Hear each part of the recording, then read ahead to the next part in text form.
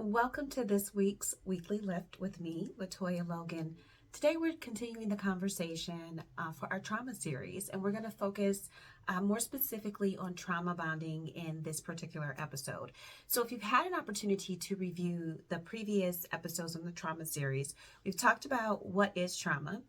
We've talked about sometimes how we might respond to trauma, how we at times can own our trauma because we believe that trauma is supposed to teach us something rather than really allowing us to be trauma resilient and build on all those qualities and traits that we actually have that are unique to us that will help us heal. And today with trauma bonding, we're going to build on the concept of self-worth.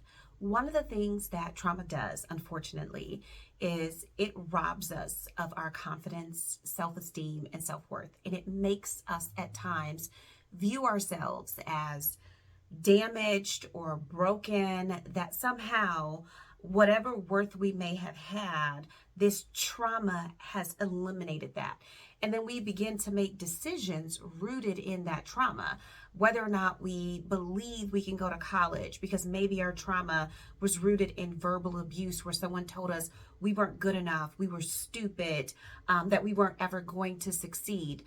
Sometimes it is rooted in our relationships. So we seek out people who remind us of sometimes those toxic traits and characteristics of the person who abused us. And sometimes we just self-reject. We just don't pursue anything because, well, things are going to fall apart. So what is the point of working really hard to achieve something? We don't have control over it.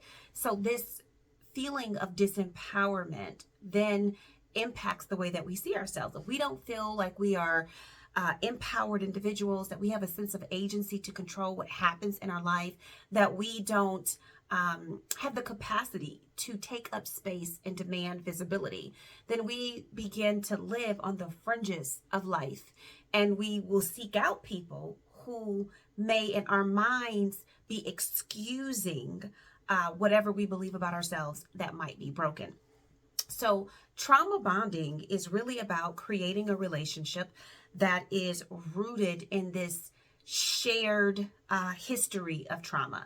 Not that the two of you have gone through the exact same trauma or even that you two went through a trauma together, but the fact that this person has experienced a trauma makes you feel more comfortable because, they will understand me. Only a person who has been through something traumatic can understand how I might be feeling, and that understanding results in acceptance. So if they understand me, which is something we're always struggling to do, this is why we seek validation. We engage in affirmations, needing that from other people to tell us that we're okay. We really seek out compliments. And when other people say nice things to us, we sometimes are like, yeah, thank you. Without you telling me that, I would have never known. And so trauma bonding is really rooted in that, is that we need someone else to see value in us because trauma robbed us of our ability to see ourselves as valuable, as worthy of love, and of course, worthy of healthy love. So we are aligning ourselves with someone else who has experienced a trauma. Now, why this is extremely unhealthy and can result in greater consequences is because we tend to then accept a lot of behaviors that are inappropriate, that may be disrespectful, that could even be toxic because we're like, okay, but at least they love me and they see me. So they're being unfaithful and I don't like that. I'm not in an open relationship and I don't care for that. But at least, and anytime you start a statement with at least, you already know you're accepting less, you're settling, you're allowing someone else's behavior to be permitted in your relationship at the expense of your own mental health and well-being. And so this can look like two different things. It could be completely codependent, where you don't make decisions without this person. You don't have a life of your own. You have no personal pursuits or passions because everything you do is entangled and enmeshed with this other person because they're the person who provides validity, for who you are. They're the person who, when you thought nobody would love you after finding out about this trauma, they said, I will love you. And so because they said that, because they've chosen to be in a relationship with you, you've now given them the power over you. This can be an unhealthy attachment.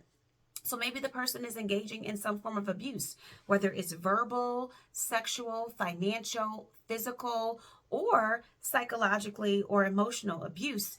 It's still abuse. So this person tells you, well, if you leave me, who else would want you? I'm the first person to treat you kindly, knowing your whole history and knowing what you've been through. And so then we get really stuck in a situation where we are dealing with the fear of rejection and abandonment. And that isn't just the fear of rejection and abandonment from this person that we've chosen to develop this relationship with. That triggers the initial experience of rejection and abandonment. So if you are a person who unfortunately may have experienced sexual abuse as a child, and if that betrayal trauma occurred with someone you love and you know, then the first time you experienced abandonment was when those individuals who were supposed to protect you and love you and nurture you didn't show up. And so now there's this craving for belonging, this craving for attachment that you're constantly seeking. And so when someone shows you what you believe is a healthy attachment, whether it's just attention or affection, it can get overrated or overvalued, allowing this person to, in ways, misuse you or at least manipulate you into staying in a relationship you know is not healthy and is not serving your overall goals.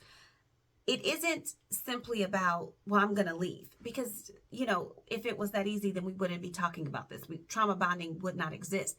It's very difficult to exist in this world and not believe the best about yourself and not believe that you can overcome your past, or that your past isn't your identity. It just is a piece of your story. And so when someone else sees you and you share with them the worst things about you, the things you think are the worst things about you, and they say, I still like you, or I still want to be here, that releases chemicals in our brains. That creates an attachment that isn't just mental, it's physical. It's a yearning for a person because they finally met that cognitive and emotional need for attachment. So warning signs that you might be in a relationship where you have trauma bonded. First things first, you don't say no. Whatever this person asks you to do, you say yes. You feel obligated to say yes because you have this fear, but if I say no, they will think I don't want them, and then they may want to leave me. You may be a people pleaser. So you're doing things that you don't really like, you don't really want to do, you kind of think it's silly, but you never say that. You never share your opinion of just like being assertive. You are waiting for someone else to say what to do. So classic example, your partner says, are you hungry? And you say, well, are you hungry? And they say, well, yeah, well, what would you like to eat? And you respond, well, what would you like to eat? Well, I could have this or that. Well, what would you prefer? Well, what do you prefer? And so what is happening is you're defaulting to this person to dictate how your life operates, basically, even in the smallest of details. And you might be saying, but that's a nothing thing. Over time, it becomes cumulative. And so it may be starting in the areas of food, but then that'll translate into where you live, where you vacation, if you choose to have children, how you raise your children, how you spend your money, where you choose to spend your free time. So it isn't just in that area.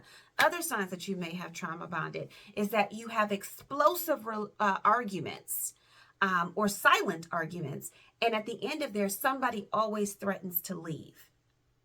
That is a very powerful thing to do to a person who's experienced trauma. It's extremely manipulative because it's playing on this innate fear that I'm going to be left alone and that no one wants me. So even if they're wrong and they may make a statement like this, well, okay, I guess I just can't get anything right. I should just leave. You deserve better than me. I'll just go.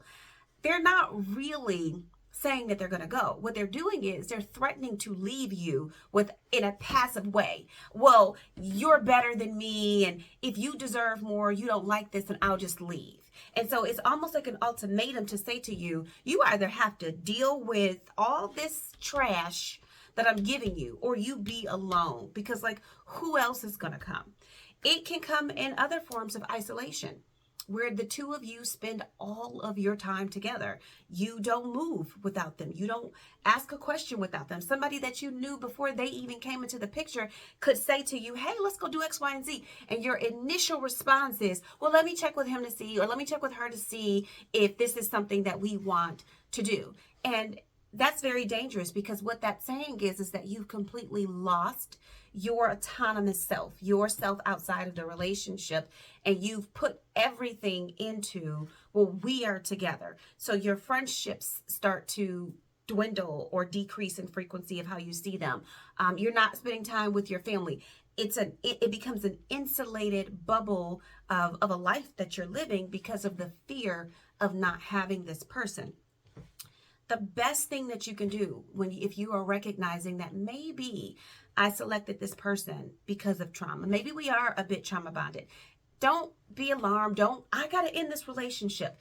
No, because both of you probably are dealing with the same bad habits of, I'm selecting a partner who understands the trauma that I've gone through because they've gone through it, and they're not going to judge me. So both of you should consider entering into therapy, couples counseling, even a couple support group, to learn more effective ways of communicating. Most importantly, setting healthy boundaries. How do you fight back when you know that you have a tendency to be emotionally manipulative? So somebody says something, you don't like it because you want to do something else, and you start crying, or you start screaming, or you start threatening to leave. That doesn't mean that you aren't worthy of a relationship. It means that you have to learn healthy ways to engage in a relationship so that your relationship is reflective of your future and of your goals and your values, as opposed to your trauma and your fears and your sense of rejection around that. Other things to do when you're trying to set boundaries is some of your boundaries need to be hard. So you need to decide, what are things that best case scenario, if you could craft a relationship, what are things you don't want? You absolutely know, this does not make me feel good. And then create that positive list, things that you want in your relationship. These are things that are affirming to who I am and make me feel like I am worth something, and that I am important and valuable in the world. And then share that with your partner to see, because again, some of this trauma bonding is happening on both sides, and neither one of you are aware that, this is where we're at and what we're doing as a result of our experiences. Again, there are so many resources that you can look up on SAMHSA's website, samhsa.org. You can contact your local mental health board, or reach out to a therapist who can really help you develop your communication practice to set healthy boundaries, to build your self-worth and self-esteem, and to help you remain you even when you're inside of a relationship. So, thank you. I hope this has been beneficial to you. Please like, comment. I definitely want to hear your feedback. Share with anyone, and don't forget to subscribe. And I will see you next week.